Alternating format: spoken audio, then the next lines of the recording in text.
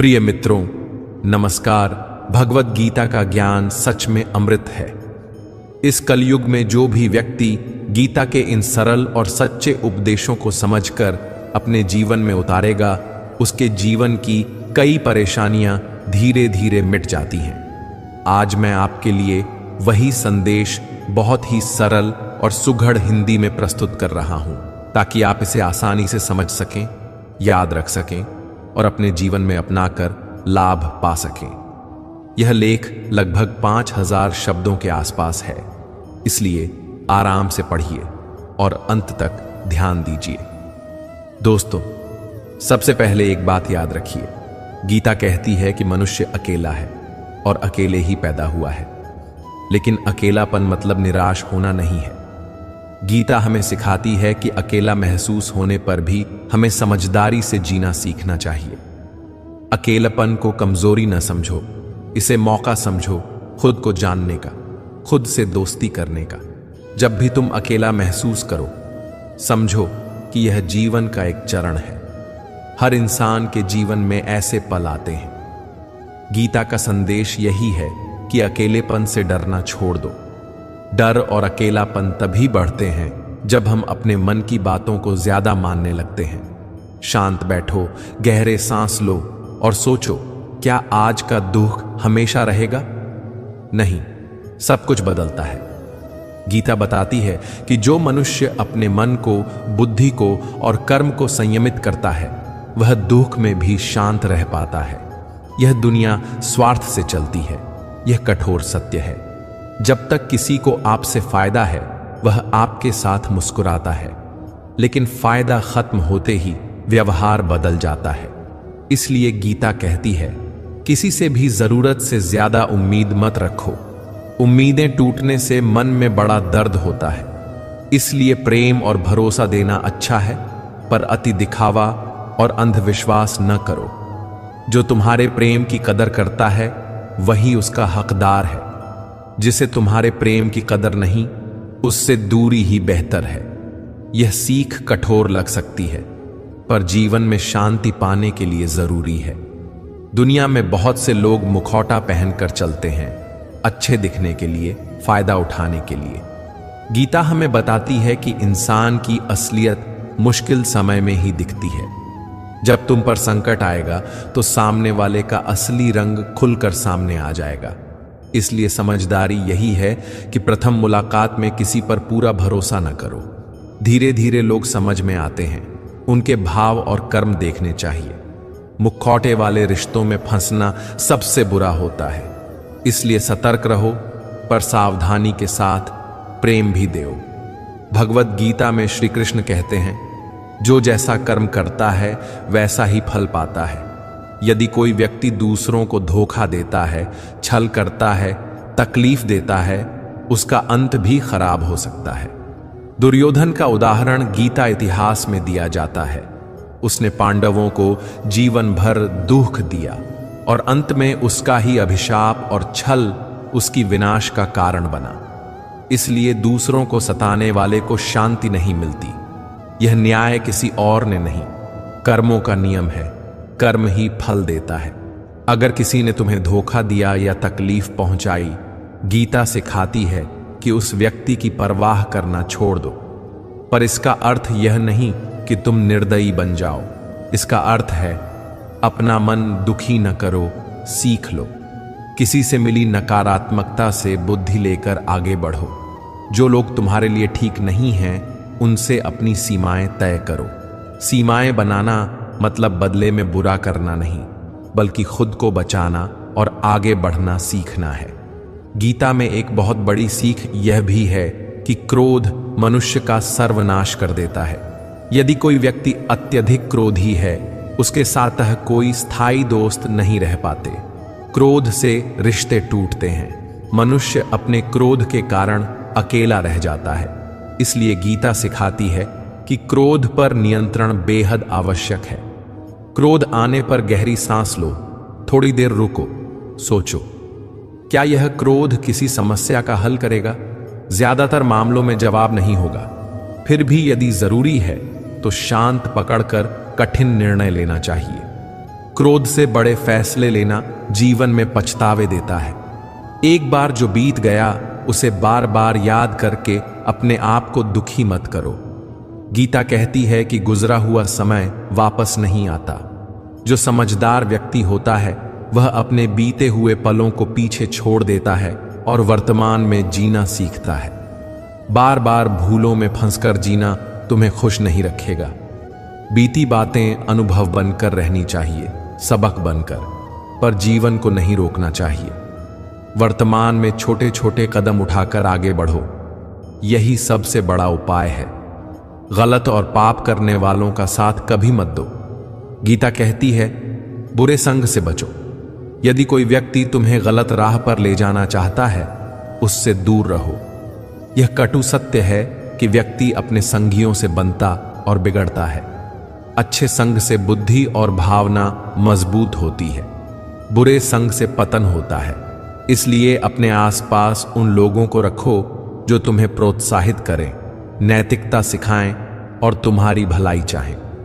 श्री कृष्ण कहते हैं कि प्रेम उसी से करो जो प्रेम के लायक हो। यह हमेशा सरल नहीं लगता, क्योंकि दिल पर हम अक्सर हुक्म नहीं चला पाते। पर प्रेम देने से पहले यह देखो, क्या वह व्यक्ति तुम्हारे प्रेम की कदर करता है? क्या वह तुम्हारे लिए ईमानदार है? यदि जवाब नहीं में है तो दूरी बनाओ। प्रेम देना अच्छा है, पर अंधरूप से नहीं। प्रेम के साथ सम्मान और समझ भी चाहिए। बिना समझ के दिए गए प्रेम से दुख ही मिलता है। गीता सिखाती है कि अपने कर्म पर ध्यान दो। दूसरों के भरोसे जीना बिना आध्यात्मिक ताकत के जीवन को कमजोर बनाता है। अपने काम पर भरोसा रखो, कर्म करो और परिणाम की चिंता कम करो। यही गीता का कर्मयोग है। कर्म करो, फल की इच्छा त्यागो और संभव से परिणाम स्वीकार करो। ऐसे में आत्मविश्वास बढ़ेगा और किसी के बदलते व्यवहार से तुम्हारा मन टूटेगा नहीं। कई बार लोग दूसरों की खुशी के लिए अपने मूल्य गिरा देते हैं। किसी के सामने अपनी अस्मिता, इज्जत, आत्मसम्मान छोटा मत करो। गीता बताती है कि इंसान का मूल मूल्यों में है, गुणों में है, धन में नहीं। इसलिए अपने आत्मसम्मान को बनाए रखो।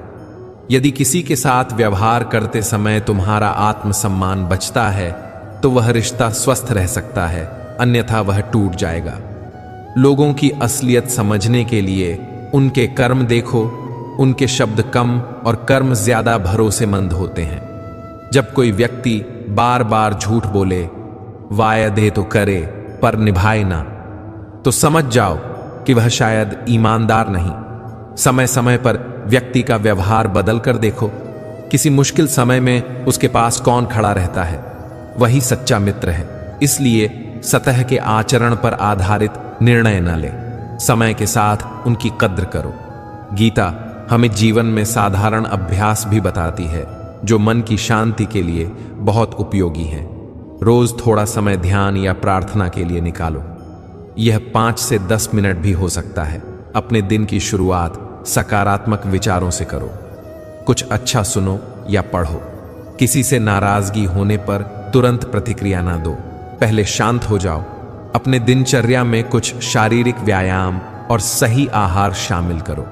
तन स्वस्थ होगा तो मन भी स्वस्थ रहेगा। दूसरों के साथ दयालुता रखो, पर बिना खुद को खोए। मान लो किसी ने तुमसे झूठ किया, गुस्सा आएगा, यह स्वाभाविक है। पर गीता तुम्हें कहेगी, पहले शांत हो जाओ, फिर उस स्थिति का समाधान सोचो। यदि वह व्यक्ति तुम्हारे लिए जरूरी नहीं है, दूरी बना लो। यदि वह तुम्हारे जीवन में लेना देना रखता है तो स्पष्ट बात करो। अपने मन की भावनाओं को नियंत्रित करके व्यवहार करो। भावनाओं पर नियंत्रण बुद्धि का काम है और बुद्धि का विकास गीता का मुख्य उद्देश्य है। रिश्ते बनाते समय निम्न बातों का ध्यान रखो। भरोसा धीरे धीरे बनाओ, तुरंत पूरी तरह भरोसा मत कर दो। सीमाएं कायम करो। हर रिश्ते में एक सीमित हिस्सा देना ठीक है। प्रेम में अपना आत्मसम्मान न खो। अपने साथ अच्छे लोगों को रखो, वे तुम्हें ऊपर उठाएंगे। बुरे लोगों का प्रभाव कम करो, उन्हें अपने जीवन से बाहर निकाल दो। मन को मजबूत बनाना गीता का बड़ा उपदेश है।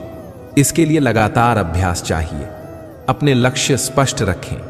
क्यों जी रहे हो, क्या पाना चाहते हो। छोटी छोटी जीतों का अभ्यास करें। हर दिन कुछ कर दिखाने की आदत डालो। असफलता को सीख मानो। हर असफलता के पीछे कुछ सीख छिपी होती है। अपने विचारों पर नियंत्रण रखो। नकारात्मक विचार आते हैं तो उनको टालकर सकारात्मक सोच लाओ। गीता कहती है कि धर्म के रास्ते पर चलो, पर कर्म भी करो। सिर्फ भक्ति ही सब कुछ नहीं है। कर्म के बिना भक्ति अधूरी है। इसी तरह कर्म बिना भक्ति के भी सूना है। इसलिए अपने कर्म को भक्ति के साथ जोड़ो। निश्चय करो कि तुम जो भी कर रहे हो वह ईश्वर को समर्पित कर रहे हो। इससे अंदर की शांति आती है और मेहनत का बोझ हल्का होता है। दूसरों की मदद करना अच्छी बात है, पर अपने नुकसान पर नहीं। गीता सिखाती है कि दया रखो, पर विवेक से। यदि मदद करने से तुम्हारी जिंदगी प्रभावित हो रही है तो पहले खुद को संभालो। मदद उन लोगों की करो जो सच में बदलने की इच्छा रखते हैं। बार बार गलत काम करने वालों की मदद करके तुम खुद में कटौतियां नहीं पैदा करो। गीता में आत्मज्ञान पाने की बहुत महत्वपूर्ण जगह है। अपने अंदर झांकना सीखो। रोज समय निकालकर सोचो, आज मैंने क्या अच्छा किया, क्या गलती हुई, क्या मैं बेहतर बन सकता हूं। आत्मचिंतन से मन का घमंड घटता है और सुधार की राह दिखाई देती है। गीता का सार सरल है। कर्म करो, भक्ति करो और बुद्धि लगाकर जीवन जियो। दुखों से भागो नहीं, उनसे सीखो। हर परिस्थिति में धैर्य रखो और संतुलन बनाओ। जब तुम अपने कर्म पर ध्यान दोगे और फल की इच्छा छोड़ दोगे, तब तुम्हें अंदर से सच्ची शांति मिलेगी। यहां कुछ गंभीर परंतु सरल अभ्यास दिए जा रहे हैं, जिन्हें रोज अपनाकर तुम गीता के सिद्धांतों को जीवन में उतार सकते हो। सुबह उठकर 5 मिनट श्वास पर ध्यान लगाओ। इससे मन शांत होगा। हर दिन एक अच्छा कर्म करो। किसी की मदद, मुस्कान, प्रेरणादायी शब्द। एक एक करके अपेक्षाएं घटाओ। हर तिमाही में एक बड़ी उम्मीद छोड़ने की कोशिश करो। हर संडे को अपने साथ, दोस्तों, परिवार से उन रिश्तों के बारे में विचार करो। कौन सच्चा है और कौन रिश्ता मात्र ठीक ठाक है। जब भी क्रोध आए 10 तक गिनो। क्रोध कम होगा और तुम सोचकर बोल पाओगे। गीता समय के साथ नहीं बदलती, क्योंकि इसके सिद्धांत मानव मन के स्थायी गुणों से जुड़े हैं। चाहे कोई भी युग हो, मानव के अंदर मोह, क्रोध, लालच, प्रेम सब रहते ही हैं। गीता इन भावों को सही दिशा देने का विज्ञान सिखाती है। इसलिए आज भी जब मन परेशान हो, गीता का एक एक श्लोक मन को स्थिर कर देता है। वह अमृत है। दोस्तों, जीवन में कठिनाइयां आएंगी, यह तय है, पर गीता का ज्ञान यह सिखाता है कि कठिनाइयों के बीच भी इंसान जीत सकता है। जीत अपने मन के ऊपर, अपने अहंकार पर और अपने अविश्वास पर। अगर तुम गीता के उन सरल उपदेशों को अपनाओगे, जैसे अकेलापन से डरना छोड़ना, अनावश्यक अपेक्षाएं न रखना, क्रोध पर नियंत्रण करना, बुरे संग से दूर रहना और कर्म पर ध्यान देना, तो तुम्हारा जीवन निश्चित रूप से बदल जाएगा। रोज थोड़ी सी प्रार्थना कर लो, खुद से भी और ईश्वर से भी। कहो, हे ईश्वर, मुझे समझदारी दो, धैर्य दो और वह शक्ति दो जिससे मैं हर परिस्थिति को सलीके से संभाल सकूं। यह छोटी सी प्रार्थना तुम्हें अंदर से मजबूत बनाएगी। कभी मत भूलो, तुम उस ब्रह्मांड का एक हिस्सा हो। तुम अकेले नहीं हो, पर अकेले आए हो और अकेले ही जाओगे। यह ज्ञान तुम्हें निर्भय बनाता है। निर्भय बनो, समझदार बनो और प्रेम हमेशा सही जगह पर करो। अपने कर्मों का फल सच्चे मन से स्वीकार करो और किसी भी हाल में अपने आप को खोने मत देना। हम अक्सर यह नहीं समझ पाते कि हमारी संगत हमारे जीवन को कितना बदल देती है। जो संगत हम चुनते हैं वही हमें आकार दे देती है। अच्छी संगत इंसान को ऊंचा उठाती है और बुरी संगत उसे गिरा देती है। यह बात पुरानी कहावतों में भी मिलती है और भगवत गीता में भी इसका अर्थ छिपा है। अगर आप किसी ऐसे व्यक्ति के साथ लगातार रहोगे जिसकी सोच गलत है, जिसकी आदतें बुरी हैं, तो धीरे धीरे आप भी उन्हीं आदतों के शिकार हो जाओगे। उदाहरण के तौर पर भीष्म पितामह का जीवन याद रखिए। भीष्म एक धर्मात्मा और ब्रह्मचारी थे, परंतु उन्होंने उस पक्ष का साथ दिया जो सही नहीं था। परिणाम स्वरूप जीवन के अंतिम क्षणों में उन्हें कष्ट झेलना पड़ा। इससे हमें यह सीखने को मिलता है कि धर्म और सत्य के साथ खड़ा होना जरूरी है, वरना भले ही आत्मा में कुछ अच्छाई हो, संगत गलत हो तो उसका फल दुखद होता है। इसलिए ऐसी संगत से दूर रहना चाहिए जो हमारा मनोबल गिराए, हमारा अहंकार बढ़ाए या हमारी अच्छाइयों को खत्म कर दे। जब भी कोई व्यक्ति या समूह आपको बदले में षड्यंत्र, ईर्ष्या या स्वार्थ दिखाता है, उनसे दूरी बनाना ही बुद्धिमानी है। भगवान श्री कृष्ण गीता में बार बार यही कहते हैं कि मन को शांत रखना चाहिए। अशांत मन इंसान के लिए विनाशकारी होता है। जो व्यक्ति अंदर से बेचैन रहता है उसे दुख और परेशानी ही मिलती है। विचारों की उथल पुथल, चिंता और भय अशांत मन की निशानियां हैं। शांत मन का फल आनंद है। जब मन शांत होगा तभी हम सही निर्णय ले पाएंगे, तभी हम दूसरों के साथ स्नेह और समझ से पेश आ सकते हैं। इसलिए रोज थोड़ा समय अपने मन को शांत करने के लिए निकालें। प्रार्थना करें, ध्यान करें, सादा चलें और सांसों पर ध्यान दें। ये छोटे छोटे कदम बहुत बड़ा असर डालते हैं। गीता में यह भी सिखाया गया है कि हर किसी को ज्ञान नहीं देना चाहिए। मूर्ख और दुष्ट लोग ऐसे होते हैं जो ज्ञान मिलने पर भी उसे गलत रूप में लेते हैं। उनका अहंकार चोट खाता है और वे आपसे बैर करने लगते हैं। ऐसे लोग ज्ञान को नकारात्मक रूप में इस्तेमाल कर सकते हैं और अंततः आपको ही नुकसान पहुंचा सकते हैं। इसलिए ज्ञान साझा करते समय विवेक और समझ जरूरी है। पहले जान लो कि सामने वाला व्यक्ति सीखने के लिए तैयार है या नहीं। अगर उसका स्वभाव अहंकारी है और वह सिर्फ अपना फायदा देखता है तो ज्ञान देने का सही समय नहीं है। परंतु जो व्यक्ति नम्र है, सीखने की भावना रखता है और अपने स्वभाव पर काम करता है, उसे ज्ञान देना फलदायी होगा। श्री कृष्ण ने व्यवहारिक जीवन के नियम भी दिए हैं। वे कहते हैं कि जहां आपके लिए प्रेम और इज्जत नहीं मिलती, वहां जाना उचित नहीं है। यदि किसी के दिल में आपके लिए सच्चा प्रेम नहीं है तो वहां रहने या काम करने का अर्थ नहीं बनता। ऐसे संबंध अक्सर दर्द और धोखे में बदल जाते हैं। यह बात महाभारत के उस प्रसंग में साफ दिखती है जब श्री कृष्ण हस्तिनापुर पहुंचे और दुर्योधन ने उन्हें निमंत्रण दिया। श्री कृष्ण ने समझदारी दिखाई और कहा कि वह केवल तभी किसी के घर भोजन करेंगे जब वहां सच्चा प्यार हो या बहुत बड़ी आवश्यकता हो। उन्होंने साफ कह दिया कि दुर्योधन का निमंत्रण स्वार्थी था। यह हमें सिखाता है कि आत्मसम्मान और सुरक्षा का ध्यान रखना चाहिए। भगवत गीता केवल कुछ धार्मिक बातें नहीं बताती, यह पूरी मानवता के लिए एक निर्देश है। यह आत्मा, परमात्मा और सृष्टि के संबंध में हमारी समझ को गहरा करती है। गीता बताती है कि आत्मा अमर है, वह न कभी मरती है और न नष्ट होती है। शरीर बदल जाता है पर आत्मा का स्वरूप स्थिर रहता है। गीता यह भी बताती है कि इस जीवन में हमने जो नियम और कर्तव्य निभाने हैं, उनको निभाना ही हमारी बड़ी परीक्षा है। यही परीक्षाएं हमें आगे ले जाती हैं, या तो मुक्ति की ओर या फिर से जन्म जन्मांतरण के चक्र में। हमारी दुनिया 5 तत्वों से बनी है: पृथ्वी, जल, अग्नि, वायु और आकाश। ये सब उन माध्यमों के रूप में हैं जिनके जरिए हम इंद्रियों से अनुभव करते हैं। पर आत्मा इन 5 से अलग है। आत्मा को इंद्रियों से नहीं समझा जा सकता। आत्मा एक अदृश्य साक्षी है जो शरीर और मन से अलग है।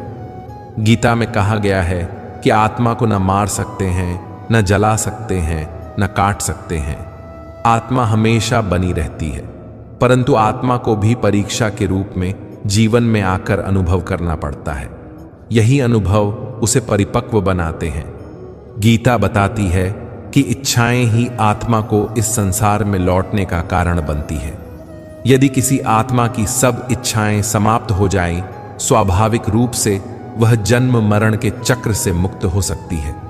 परंतु अधिकतर आत्माओं के अंदर कुछ न कुछ चाहते रहती हैं, सुख, प्रतिष्ठा, संबंध या किसी अनुभव की लालसा, और इसी कारण आत्मा को फिर से जन्म लेना पड़ता है। इसलिए योग और भक्ति का मार्ग आत्मा को इच्छाओं से मुक्त करने में मदद करता है। जब इच्छाएं कम होंगी तब मन हल्का होगा और मोक्ष की दिशा में कदम बढ़ेंगे। हमारे अंदर 3 तरह के गुण काम करते हैं, तामसिक, राजसिक और सात्विक। तामसिक गुण वह हैं जो हमें सुस्ती, आलस्य, ईर्ष्या और हीन भावना की ओर ले जाते हैं।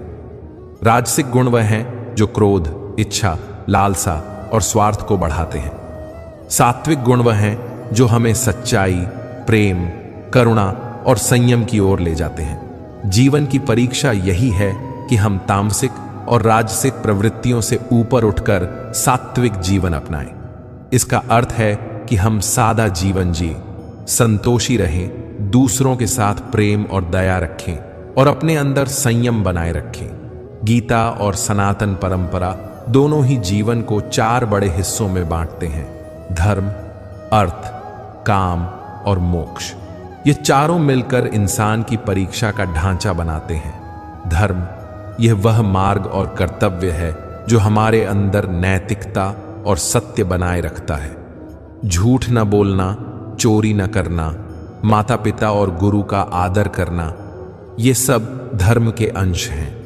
अर्थ जीवन में जो जरूरी संसाधन हैं उन्हें सही तरीके से कमाना और उनका सदुपयोग करना। अर्थ का उद्देश्य केवल भोग नहीं है, बल्कि जिम्मेदारी निभाना और परिवार तथा समाज के लिए कुछ करना भी है। काम, यहां काम का अर्थ है इच्छाएं और सांसारिक इच्छाएं। इनका उचित नियंत्रण जरूरी है। काम यदि असंतुलित हो जाए तो वह जीवन को दुखी कर देता है, परंतु संतुलित रूप से काम का सुख लेना भी मानवीय है। मोक्ष अंतिम लक्ष्य है, मुक्ति। जब आत्मा सारी इच्छाओं और बंधनों से मुक्त हो जाती है तब उसे जन्म मरण के चक्र से छुटकारा मिलता है। मोक्ष की ओर जाने का रास्ता सच्चे कर्म, ज्ञान और भक्ति से होकर जाता है। यदि हम इन चारों स्तंभों को समझकर जीवन जीते हैं तो आत्मा की परीक्षा सफल हो जाती है। गीता ने व्यवहार के लिए भी कुछ सरल नियम बताए हैं। इन्हें अपनाना कठिन नहीं, पर हर दिन की अनुभूति और अभ्यास से यह संभव होता है। सच बोलो, झूठ कम बोलो, समय पर कर्म करो पर फल के आसक्त मत बनो, जरूरतमंदों की मदद करो पर दिखावा मत करो, अपने क्रोध और लोभ पर नियंत्रण रखें, अपने अंदर की शांति के लिए नियमित ध्यान और संकल्प बनाओ। इन छोटे छोटे नियमों का पालन जीवन में बड़ा परिवर्तन लाता है। जब आदत बन जाती है तो व्यक्ति स्वतः सात्विक बन जाता है। सबसे बड़ा सबक यह भी है कि जिन लोगों ने आपके साथ बुरा किया उन्हें माफ कर देना चाहिए। माफी देना स्वयं के लिए है। गुस्सा और बैर हमारे मन को जकड़ लेते हैं। जब आप माफ करते हैं तो आप अपना मन हल्का करते हैं और आत्मा की उन्नति के रास्ते खोलते हैं। इसके साथ ही अपनी तरफ से भी जिनसे आपने गलत किया है उनसे माफी मांगना जरूरी है। आत्मावलोकन और सुधार से ही मोक्ष की राह सुगम होती है। गीता सिखाती है कि असली सुख संतोष में है, भोग में नहीं। जितना अधिक हम बाहरी वस्तुओं पर निर्भर होते हैं उतनी ही अधिक हमारी चिंता बढ़ती है। सादगी और संतोष से जीवन में स्थिरता आती है। रोजमर्रा की छोटी छोटी बातों में आनंद ढूंढें। एक सरल भोजन, परिवार के साथ समय, सुबह की शुद्ध हवा और ईमानदार प्रयास से मिलने वाला सुकून, यही सच्ची समृद्धि है। गीता में निष्काम कर्म का बहुत महत्व है, यानी फल की इच्छा के बिना कर्म करना। जब आप केवल अपने कर्तव्य का पालन करते हो और फल पर आसक्त नहीं होते तो कर्म आपको बांधते नहीं। यह मन को मुक्त बनाता है और आत्मा को उन्नति देता है। निष्काम कर्म का अर्थ यह नहीं कि आप मेहनत न करें, बल्कि इसका अर्थ है कि आप अपने काम को ईमानदारी से करें, पर उससे मिलने वाले परिणाम को अपना पहचान न बनाएं। परिणाम अपने आप आते हैं। आपका काम है सच्चाई से प्रयास करना। भक्ति का अर्थ है परमात्मा से प्रेम और आत्मसमर्पण। भक्ति में मन की शुद्धि और विश्वास आता है। जब आप दिल से प्रभु की भक्ति करते हैं तो मन की सभी विकृतियां धीरे धीरे कम हो जाती हैं। भक्ति आपको आत्मा की ओर मोड़ती है और जीवन को अर्थ देती है। भक्ति का मार्ग किसी एक धर्म व पंथ तक सीमित नहीं है। यह हर उस साधना में मिल सकता है जिसमें सच्चा प्रेम और समर्पण हो। नीचे कुछ सरल अभ्यास दिए जा रहे हैं जो आप रोज कर सकते हैं। सुबह उठकर 5 मिनट शांत बैठकर गहरी सांस लें। दिन में कोई एक अच्छा काम निश्चय कर लें और उसे निष्पादित करें। खाने पीने में सादगी रखें। जरूरत से अधिक मत लें। अगर कोई अपमान करता है तो तुरंत प्रतिक्रिया देने की बजाय एक गहरी सांस लें और सोचें। रात में सोने से पहले उस दिन का आत्मावलोकन करें। क्या अच्छा किया, क्या सुधारना है। इन अभ्यासों से मन धीरे धीरे शांत होगा और जीवन में संतुलन आएगा। यहां कुछ छोटे छोटे उदाहरण हैं जिनसे सिद्धांत स्पष्ट होंगे। अगर आप रोज ऐसे लोगों के साथ बैठते हो जो केवल शिकायत करते हैं तो आपकी सोच भी निगेटिव हो जाएगी। अगर आप उनके साथ नहीं बैठते और सकारात्मक लोगों की संगत करते हो तो आपकी सोच बदल जाएगी और आप समाधान सोचने लगेंगे। अगर किसी ने आपका सांत्वन नहीं किया और केवल स्वार्थ दिखाया तो वहां रहकर आप अपना सम्मान खो देंगे। इसलिए संयम और दूरी आवश्यक है। ये साधारण उदाहरण हमें बताते हैं कि व्यवहारिक जीवन में सिद्धांत कैसे लागू होते हैं। भगवत गीता का सार यह है कि आत्मा अमर है, जीवन एक परीक्षा है और हमारा काम है सही तरह से जीना, अपने कर्तव्यों का पालन, अपने स्वाभाविक गुणों का परिशोधन और दूसरों के प्रति प्रेम व करुणा दिखाना। संगत का चुनाव, मन की शांति, ज्ञान देने का विवेक और चारों स्तंभों धर्म, अर्थ, काम और मोक्ष को समझना हमें सफलता की ओर ले जाता है। अगर आप इन बातों का पालन करेंगे तो आपका जीवन सुधर जाएगा। याद रखिए, परिवर्तन की शुरुआत छोटे छोटे कदमों से होती है। संयम, सादगी और सच्चाई से चलें। प्रिय दर्शकों, जो भी आप पढ़ रहे हैं या सुन रहे हैं उसके लिए मेरा एक सरल सा आशीर्वाद है। आप पर प्रेम और शांति बनी रहे। अपनी संगत चुनिए, अपने मन को शांत रखिए और हर दिन थोड़ा बेहतर बनने का संकल्प कीजिए। भगवत गीता का ज्ञान सरल है पर उसे अमल में लाना कठिन है।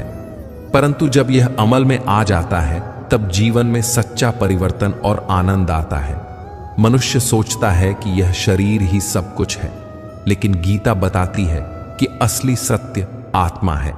आत्मा न जन्म लेती है और न ही मरती है। जन्म और मृत्यु तो सिर्फ शरीर के हैं।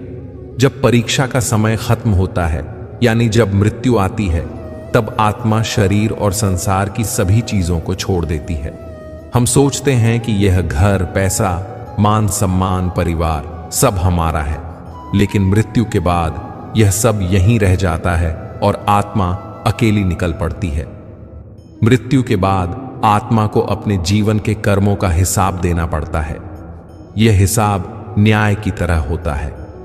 अच्छे कर्म करने वाली आत्मा को सुख मिलता है और बुरे कर्म करने वाली आत्मा को दुख।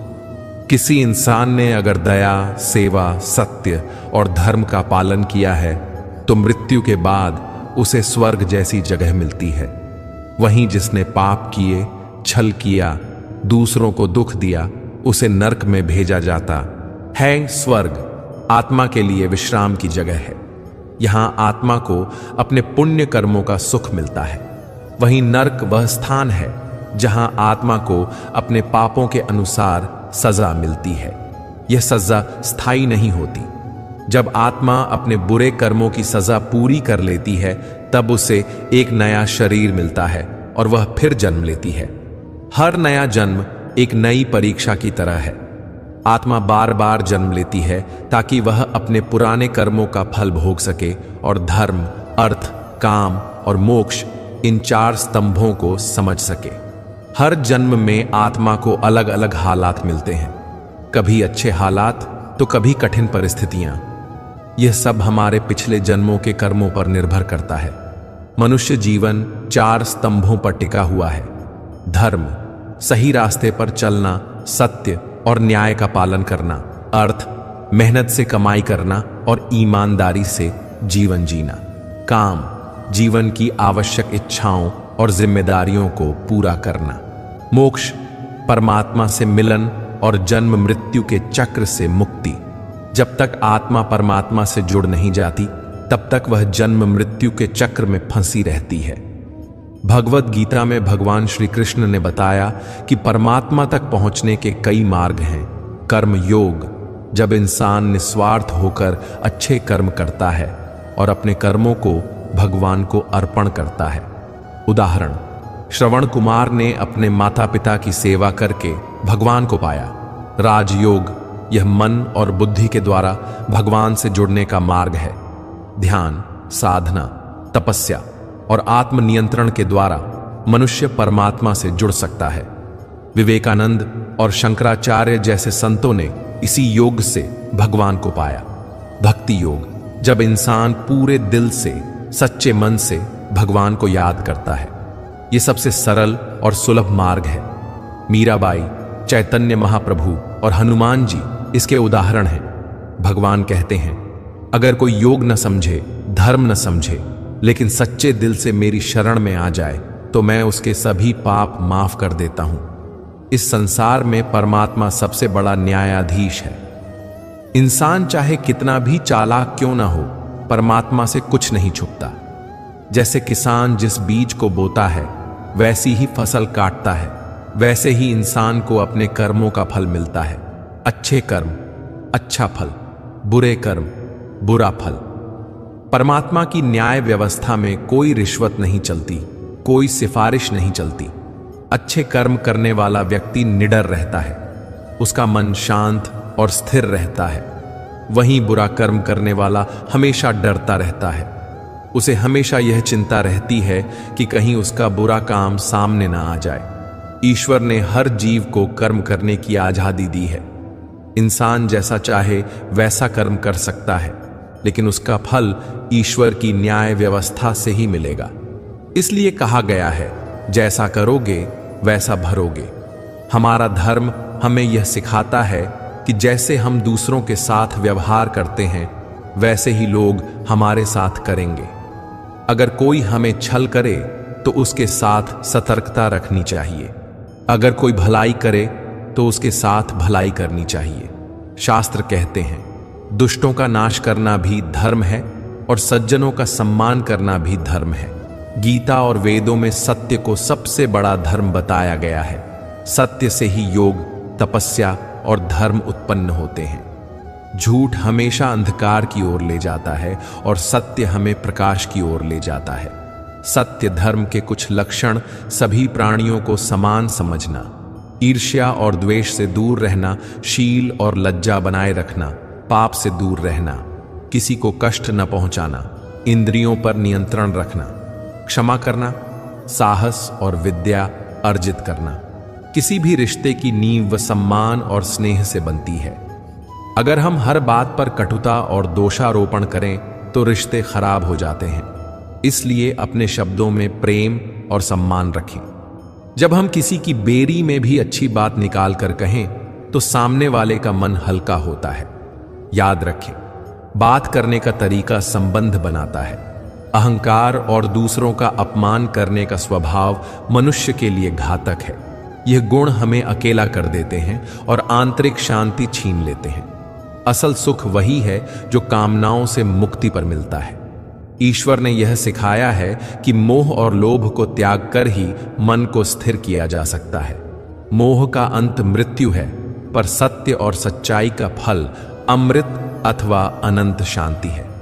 जिस इंसान ने मोह को त्याग दिया, वह जीवन में हल्का, मुक्त और निश्चिंत बन जाता है। संसार पर वृद्धावस्था और मृत्यु का नियम है, इसलिए समय को व्यर्थ न गवाएं। अपने कल्याण के लिए आज ही काम करें। कभी कभी जो लोग सरलता और संयम अपनाते हैं, उन्हें असल सुख मिलता है। स्वेच्छा से सन्यासी भाव अपनाने में डरने की नहीं, परंतु समझदारी दिखाने की बात है। यह मार्ग कठिन जरूर लगता है, पर जो पवित्र जीवन जीना चाहता है उसके लिए यह मार्ग उत्तम है। संपत्ति का मोह हटा देने पर मन को सच्ची आजादी मिलती है। त्याग के बिना कोई बड़ा फल नहीं मिलता। त्याग से मनुष्य को परम आनंद का अनुभव होता है। भगवद गीता में भी तीव्रता से यही सिखाया गया है कि मोह और इच्छाओं का त्याग कर अपने चित्त को शांत करो। वही मनुष्य सुखी रहता है जो व्यर्थ की चिंता नहीं करता और सत्य का पालन करता है। जीवन में दो तरह के लोग सुख पाते हैं, एक मूर्ख लोग जो असमझी में सुखी रहते हैं और दूसरे ज्ञानी जो ज्ञान के प्रकाश में सुखी रहते हैं। पर जिनका मन बीच बीच में डोलता है वे दुखी होते हैं। अतः संतुलन और स्थिरता आवश्यक है। दूसरों की सफलताओं से किसी को जलन नहीं होनी चाहिए। विद्वानों का आदर करना और धर्म के उपदेश सुनना हमें ऊंचा उठाता है। आलस्य छोड़िए, समय पर अपना काम करिए। जो समय का मूल्य समझते हैं वे जीवन में आगे बढ़ते हैं। मौन की महत्ता बहुत है। कई बार चुप रहना बुद्धिमत्ता होती है। मूर्ख के सामने चुप रहना बेहतर होता है, पर हर स्थिति में मौन सही नहीं। यदि कहीं अन्याय हो रहा हो तो मौन रहना अपराध है। मौन से आप अक्सर अन्याय का समर्थन कर बैठते हैं। इसलिए जहां सत्य और न्याय की बात हो वहां आवाज उठाइए। हम अक्सर बड़े लोगों या ताकतवर के सामने मौन हो जाते हैं। ऐसा करना हमको तात्कालिक शांति दे सकता है, पर दीर्घकाल में यह अन्याय की जड़ बन जाता है। डर को हटाकर अन्याय का विरोध करना सभ्य जीवन की पहचान है। गीता में कहा गया है, अन्याय सहना अन्याय करने से बड़ा पाप है। इतिहास बताता है कि पापियों की मुखरता ने दुनिया को उतना नुकसान नहीं पहुंचाया जितना सज्जनों के मौन ने पहुंचाया। जब अज्ञान और पाप बढ़ रहे हों वहां मौन रहकर आप अनजाने में अपराधी बन जाते हैं। इसलिए सोच समझकर और साहस के साथ बोलना सीखिए। सही समय पर और सही तरीके से बोलना कला है। सतही बातों से बचिए। अनावश्यक बातों को अपनी दिनचर्या से हटा दीजिए। इससे आप सकारात्मक और ऊर्जा भरे महसूस करेंगे। किसी विषय पर जब आपके पास आधा अधूरा ज्ञान हो तब भी चुप रहना बेहतर है। जब कोई व्यक्ति अपनी तकलीफ या दुख आपसे बांट रहा हो उसकी बात को ध्यान से सुनना सबसे बड़ा सहारा है। ज्यादातर लोग समस्याएं बांटते हैं ताकि उनकी बात सुनी जाए, न कि तुरंत सुझाव पाएं। जब आप ध्यान से सुनते हैं सामने वाले को अंदर से सुकून मिलता है। इसलिए किसी की बुराई में शामिल न हो और न ही किसी तीसरे की निंदा करने की भागीदारी करें। क्रोध आने पर मौन रहना व्यक्ति को सबसे बड़ा लाभ देता है। चुप रहकर आप स्थिति को बिगड़ने से रोक सकते हैं। जब क्रोध शांत होता है तब इंसान अपनी गलती समझकर माफी मांग सकता है। पर हर जगह मौन सही नहीं। करीबी रिश्तों में कभी कभी स्पष्ट बात करना जरूरी भी बन जाता है। मौन खाली नहीं है, वह उत्तरों से भरा हुआ है। अकेले रहने पर हम अपने आप से मिल पाते हैं। मौन विवेक को ताजा रखता है। बुद्धिमानी की अपेक्षा बुद्धिमान प्रतीत होना कभी कभी आसान होता है, पर असली ताकत मौन और संयम में है। किसी भी बातचीत में बोलने से पहले सोचिए, क्या यह बात संबंध बनाएगी या तोड़ देगी? क्या यह समय और स्थान का उपयुक्त है? अगर नहीं तो चुप रहना ही बेहतर है। सही जगह और सही वजह पर बोलना सीखिए, तब आधी समस्याएं ही अपने आप हल हो जाएंगी। गीता बताती है कि मन का स्वभाव बेचैन है। मन बार बार उछलता रहता है। इसे शांत करना कठिन है पर असंभव नहीं। भगवान कृष्ण हमें दो उपाय देते हैं, ध्यान, ध्यानाभ्यास और वैराग्य, विषयों से अलगाव। ध्यान का मतलब है अपना मन किसी एक वस्तु या क्रिया पर पूरी तरह लगाना। ध्यान का मतलब आंखें बंद कर बैठना ही नहीं है। अगर आप रोटी बना रहे हैं तो ध्यान उसी पर लगाना, काम पर लगाइए। जब आप कोई काम करते हैं पूरा मन उसी में रखें। टीवी देखते समय भी पूरी तरह से पिक्चर पर ध्यान दीजिए। यही सचमुच का ध्यान है। जो भी कर रहे हो पूरी तरह करिए। वैराग्य का मतलब वस्तुओं से दूरी बना लेना नहीं, बल्कि उनसे निर्लिप्त होना है। वस्तुएं हों पर उनका मोह न रहे। इस भाव से व्यक्ति हर परिस्थिति में शांत रह पाता है। इच्छाओं की पूर्ति के पीछे भागना छोड़ दीजिए, इससे मन की शांति मिलती है। सादा जीवन और संयमित इच्छाएं सुख दे सकती हैं। जितनी अपेक्षाएं कम होंगी उतना ही मन हल्का रहेगा। जीवन की वास्तविक समृद्धि बड़ी बड़ी चीजों में नहीं, बल्कि संतोष और संयम में है। दूसरों को बुरा ना कहें, अच्छी बात कहें। जरूरत से अधिक बोलने से बचें। जहां अन्याय हो रहा हो साहस से बोलें। जब कोई दुख बांट रहा हो बस सुने। सलाह तभी दें जब मांगे जाएं। रोज थोड़ा समय ध्यान के लिए निकालें। कुछ भी काम है, ध्यान उसी काम पर लगाइए। लोभ और मोह से दूरी बनाइए।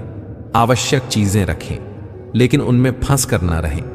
दिखावे और दिखावे के लिए जीना व्यर्थ है। जो लोग दिखावे से मुक्त होते हैं वे ज्यादा शांत और सुरक्षित महसूस करते हैं। इसलिए सादगी अपनाइए। असल ताकत सादगी में है। रोज अपने कर्मों और शब्दों पर नजर रखिए। क्या आपने किसी का दिल दुखाया? क्या आपने बिना समझे प्रतिक्रिया दी? आत्मनिरीक्षण से हम अपनी कमजोरियों को पहचान कर सुधार कर सकते हैं। काम, धर्म और संसार के बीच संतुलन बनाइए। न तो केवल सांसारिक सुखों का पीछा कीजिए और न ही केवल कठोर तपस्या में खो जाइए। मध्यम मार्ग अपनाइए, जहां कर्म करते हुए भी मन शांत रहे। दूसरों के प्रति स्नेह और करुणा रखें। जब हम दूसरों की तकलीफ समझते हैं और उनका साथ देते हैं तो समाज बेहतर बनता है। करुणा ही मनुष्यत्व की पहचान है। दोस्तों, जीवन में बड़े बदलाव के लिए बड़ी योजनाएं जरूरी नहीं। रोजमर्रा के छोटे छोटे बदलाव, जैसे कम बोलना, अधिक सुनना, समय पर काम करना, दूसरों का सम्मान करना, बहुत बड़ा फर्क डाल देते हैं। भगवत गीता की यही शिक्षा है। मन को वश में कर लो, मोह त्याग दो और संयम से जियो। जब आप किसी काम में पूरी तरह मौजूद होते हैं, चाहे वह चाय बनाना हो, खाना खाना हो, काम पर ध्यान देना हो या कोई बातचीत, आपका मन विभाजित नहीं रहता। वही पूर्णता असल में ध्यान है। काम करते हुए अगर आप सोचते हैं बस जल्दी कर लें, मेरा समय बर्बाद हो रहा है, तब आप खुद ही अपने अनुभव को छोटा कर रहे हैं। पर अगर आप कहते हैं यह वक्त भी मेरा है, मैं इसे अच्छे से करूंगा, तो वही कार्य ध्यान बन जाता है। ध्यान का मतलब यह नहीं कि आप दूरी बनाकर अलग हो जाएं। इसका मतलब है कि यह जानकर कि आपकी ऊर्जा और समय अनमोल है, आप हर कर्म को सम्मान के साथ करते हैं। इससे आपका जीवन क्रमशः सरल और शांत होता जाता है। वैराग्य सुनने में कठिन शब्द लगता है। लोग समझते हैं कि वैराग्य का मतलब है सब छोड़कर जंगल में चले जाना, पर श्री कृष्ण का वैराग्य हमें कुछ और सिखाता है। वैराग्य का मतलब है परिणाम की चिंता से मुक्त रहना। उदाहरण के लिए, आपने इंटरव्यू की तैयारी पूरी ईमानदारी से की, आपने अपना सर्वश्रेष्ठ दिया। अब परिणाम, नौकरी मिलना या न मिलना, आपके हाथ में नहीं है।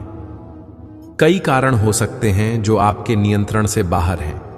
ऐसे में वैराग्य का अर्थ है मैंने अपनी पूरी कोशिश की, अब परिणाम ईश्वर और परिस्थितियों पर छोड़ दूंगा। जब हम परिणाम की चिंता छोड़ देते हैं तब हमारा मन हल्का हो जाता है। हम बेहतर प्रदर्शन करते हैं क्योंकि चिंता हमें कमजोर कर देती है। इसलिए वैराग्य को अपनाना अच्छा है। काम पूरी मेहनत और लगन से करें, पर नतीजे पर फिक्स न रहें। जिस तरह आप बच्चे को प्यार से समझाते हैं जब वह घबराया होता है, वैसे ही अपने मन को भी प्यार से समझाइए। जब मन कई तरह की बातें लेकर परेशान करे, तब उसे कोसने या मारने की कोशिश न करें। शांत आवाज में कहिए, ठीक है, मैं टेंशन नहीं लूंगा, मैं अपना काम कर रहा हूं और मैं खुद का साथ नहीं छोड़ूंगा। श्री कृष्ण का संदेश यही था, अपने ऊपर भरोसा रखो। तुम अपने बुरे वक्त को पनापने मत देना। मन को स्थिर रखने से हम कठिन समय में भी सही निर्णय ले पाते हैं। महाभारत की कथा में जब अभिमन्यु का बलिदान हुआ तो अर्जुन गहरे दुख में डूबा। वह इतना नाचाहत हुआ कि उसने कहा, मुझे अब जीने का मतलब नहीं रहा। पर श्री कृष्ण ने उसे एक अनुभव दिखाया। वे अर्जुन को आत्माओं के लोक में ले गए। वहां अभिमन्यु आनंद में था। उसने अर्जुन को पहचाना ही नहीं। अभिमन्यु ने कहा कि उसने अनेक जन्म लिए हैं। किसी जन्म में अर्जुन उसका पिता था, किसी में वह अर्जुन का। आत्मा का कोई स्थायी पिता माता नहीं होता। इस बात को समझकर अर्जुन का पारिवारिक मोह कम हो गया। इस घटना का सरल अर्थ यह है, दुनिया में सब कुछ अस्थायी है।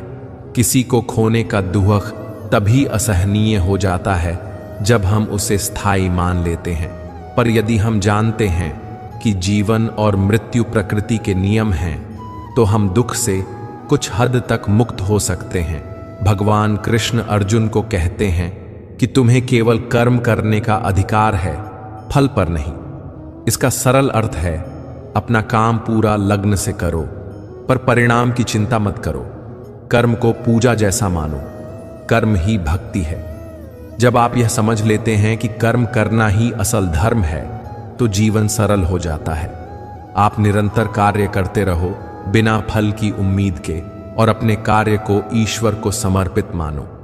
इससे आपका मन शांत रहेगा और आपके कर्म निष्काम बनेंगे। हर जीव को जन्म और मृत्यु का चक्र भुगतना पड़ता है। यह प्रकृति का नियम है। यदि हम इसको स्वीकार कर लें कि जन्म है तो मृत्यु भी है, तो जीवन के प्रति भय कम होता है। श्री कृष्ण कहते हैं कि भूत, अतीत और भविष्य की चिंता व्यर्थ है। वर्तमान ही सत्य है। अगर आप वर्तमान में जीना सीख जाएं, आप भय से मुक्त हो सकते हैं। तुम क्या कर सकते हो, वही करो। परिणाम पर चिंता करना तुम्हें कहीं नहीं ले जाएगा। यह स्वीकार करना आसान नहीं होता, पर अभ्यास से संभव है। हर दिन थोड़ा थोड़ा अभ्यास करें। सांस पर ध्यान दें। छोटे कामों में पूरी तरह मौजूद रहें और याद दिलाते रहें कि जो चीज हमारे नियंत्रण में नहीं है, उस पर चिंता छोड़ दें। श्री कृष्ण ने अर्जुन से कहा कि समय बड़ा बलवान है। समय सब कुछ बदल देता है, अच्छा भी और बुरा भी। इसलिए कठिन समय में सोचो कि यह भी गुजर जाएगा। यही आशा आपको धैर्य देती है। यदि आप हर परिस्थिति को जानते हुए भी अपनी जिम्मेदारी निभाते रहो, तो समय के साथ सही चीजें सामने आ जाएंगी। समय को अपना मित्र मानो और उसके साथ धैर्य से चलो। जब कोई अपने प्रिय को खो देता है, दुख और पीड़ा स्वाभाविक है, पर वह पीड़ा इतनी गहरी न हो कि आप जीना ही छोड़ दें। कुछ बातें जो मदद कर सकती हैं, स्वीकार करें कि जो हुआ वह हुआ। निराशा में फंसना समाधान नहीं। सोचें कि आत्मा ने शरीर छोड़ा, वह कहीं जाती है, या ईश्वर से मिलन होगा या अगला जीवन। दूसरों का सहारा लें। बात करना, बतलाना, यादों को साझा करना। अपने कार्यों में लग जाए। कर्म में लिप्त रहना मन को व्यस्त और शांत रखता है।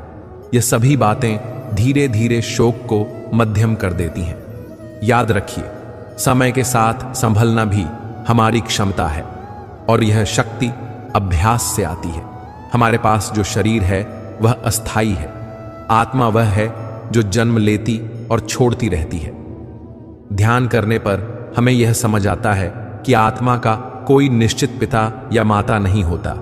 वह अनेक जन्मों परिणामों में आती जाती है। इस विचार से हमारा दृष्टिकोण बदल सकता है। अब हम दुनिया की चीजों से कम जुड़ाव महसूस करेंगे, क्योंकि सब कुछ अस्थायी है। इससे जीवन में संतुलन आता है और हम अनावश्यक दुख से बचते हैं। श्री कृष्ण ने एक सरल उदाहरण दिया। जैसे कोई नाटक चलता है और उसमें कलाकार किसी भूमिका को निभाता है। वह भूमिका थोड़े समय की है। नाटक खत्म होते ही वह कलाकार अपने असली जीवन पर लौट आता है। इसी तरह हमारे शरीर और भूमिका भी थोड़े समय के लिए हैं। जब हम इसे समझते हैं तो जो दुख आता है वह कम होता है। हम जानते हैं कि जो भी हुआ वह अस्थायी था और वास्तविकता आत्मा की है। मृत्यु को केवल अंत समझने की बजाय इसे एक नए आरंभ के रूप में देखना चाहिए। आत्मा जिस शरीर को छोड़ती है वह या तो दूसरे शरीर के रूप में फिर जन्म लेती है या ईश्वर के पास जाती है। इस दृष्टि से मृत्यु दरम्य और भयहीन होती है। यदि मृत्यु इतनी भयानक होती तो जन्म का अर्थ ही खत्म हो जाता। पर जीवन और मृत्यु एक चक्र है। यह चक्र समझकर हम शोक और भय से ऊपर उठ सकते हैं। सांस पर 2 मिनट ध्यान, सुबह उठकर और रात को सोने से पहले 2 मिनट अपनी सांसों पर ध्यान दें। यह मन को सुलझाता है। एक काम, पूरा ध्यान, कोई भी छोटा काम लें और उसे पूरे ध्यान से करें, चाहे वह कपड़े धोना हो या चाय बनानी। परिणाम को छोड़ना, किसी भी काम को पूरा करके कहें मैंने अपना सर्वश्रेष्ठ दिया और परिणाम को छोड़ दें। दैनिक धन्यवाद, दिन में एक बार उन चीजों के लिए धन्यवाद करें जो आपके पास है। किसी की सेवा, किसी की छोटी मदद करें। इससे मन में अहंकार कम होता है और भक्ति बढ़ती है। इन छोटे अभ्यासों से धीरे धीरे आप वैराग्य, कर्मयोग और ध्यान की ओर बढ़ेंगे। श्री कृष्ण की शिक्षा सरल है। कर्म करते रहो, फल की चिंता मत करो। जीवन को वर्तमान में जियो। मृत्यु और जन्म प्रकृति के नियम हैं, उनसे भय मत रखो और अपने मन को प्रेम और समझ से शांत करो। जब आप हर छोटे काम में पूरी तरह मौजूद रहोगे तो आपका जीवन खुद एक ध्यान बन जाएगा। शांति, स्थिरता और आत्मविश्वास अपने आप बढ़ेगा। याद रखिए, आप अपने कर्मों के माध्यम से ही अपने जीवन को सुंदर बना सकते हो।